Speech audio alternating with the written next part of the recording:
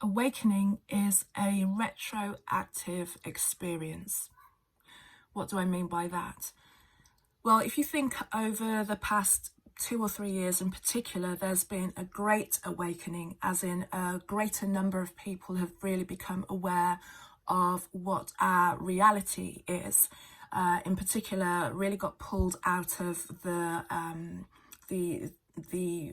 version of events they thought. I didn't want to say slumber because I don't want to insinuate anything, but by calling it awakening, it kind of insinuates that you were asleep, and we all are asleep to things in various degrees.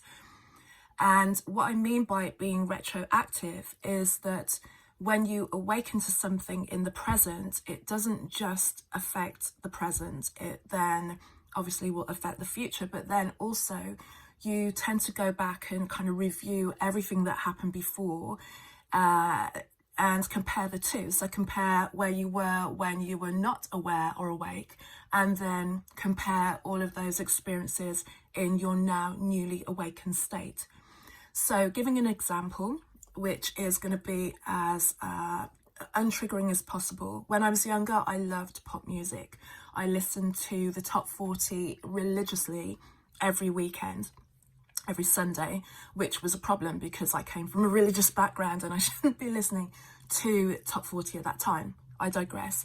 But a lot of the time, not all of the song lyrics were available in magazines. This is pre-internet, so I'd buy magazines, and sometimes they would print some of the lyrics. So for a lot of the time, if I didn't play them numerous times and try and work them out, I would end up making up and assuming that I knew what the lyrics were, and then I'd stick with that version of my version of those lyrics up until the point came when years later I might actually find out what the lyrics were, and then it would be, oh my god. And sometimes it meant that songs that I was singing when I was at school and I was 10, 11 and 12 years old, once I found out what the songwriter and the artist actually meant by that song, I realised that I was singing something that was probably a little bit inappropriate for a child that age.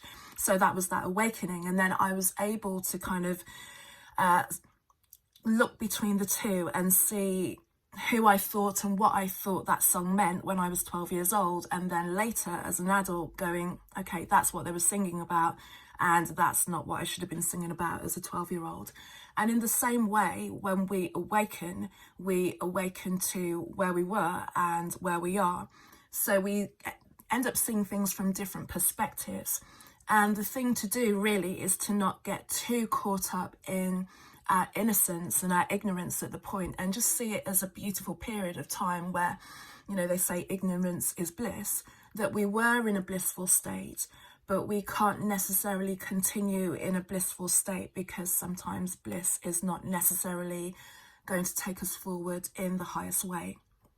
So that's what I mean by awakening being retroactive. It shifts you out of the state that you're in now, and it gives you a perspective that you can look at your future, but then also reassess your past.